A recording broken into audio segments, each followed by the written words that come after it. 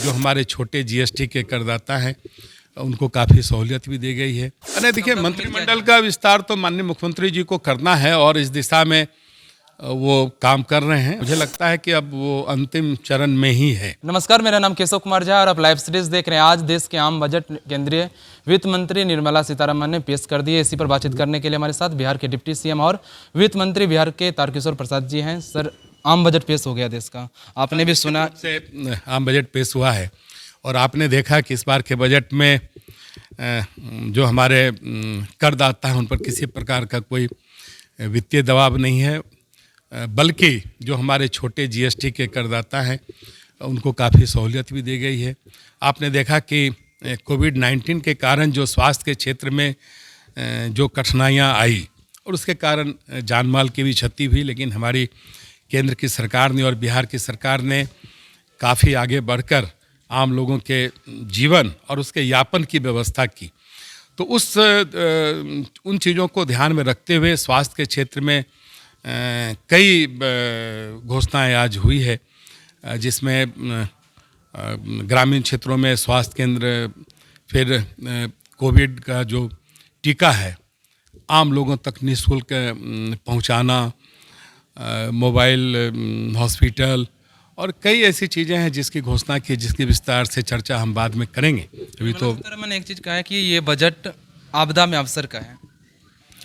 हाँ, निश्चित रूप से देखिए, जो प्राकृतिक आपदाएं हैं या जो इस प्रकार की आपदाएं स्वास्थ्य के क्षेत्र में आती रहती है, उससे भी हम लोग कई चीज़ें समझते हैं और उसके अनुसार फिर अपने कार्यक्रम हमारी सरकार उसकी नीति और योजना बनाती है, जो आज के बजट में परिलक्षित हुआ है। टैक्स पीरियड में कोई बदलाव नहीं हुआ, जो पिछले वर्ष था वही है। इसमें सिर्फ किया गया है कि 75 वर्ष से जो सीनियर हैं उनको टैक्स नहीं भरा जाएगा। ये कदम किस तरफ देख रहे हैं? अरे देखिए, मैं तो हमेशा कहता हूँ कि हमारी सरकार समाज के सभी तबके, सभी आयु वर्ग के लोगों के प्रति समान रूप से चिंतित है।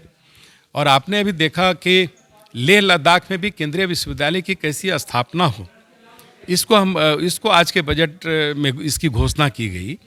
ये इस बात को दर्शाता है कि पूरे भारतवर्ष के एक एक कोने कोने में भी सरकार की योजनाएं और जो संवैधानिक जो उनके शिक्षा या स्वास्थ्य और कई क्षेत्रों में जो हमें एक समानता का अवसर प्रदान करना है, वो सारी चीज़ें आज भारतवर्ष के कोने कोने तक कैसे पहुँचे, इसकी चिंता हमारी सरकार अभी इस बजट में कर रही है। विस्तार से फिर आगे बजट पर हम चर्चा करेंगे। आज आखिरी सवाल है सर मेरा आपसे कि आप जितने भी बिहार भाजपा के वरिष्ठ नेता हैं सब दिल्ली आए हुए हैं।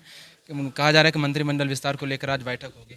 अरे देखिए, मंत्रिमंडल का विस्तार तो माननीय मुख्यमंत्री जी को करना है और इस दिशा में वो काम कर रहे हैं और मुझे लगता है कि अब वो अंतिम चरण में ही है।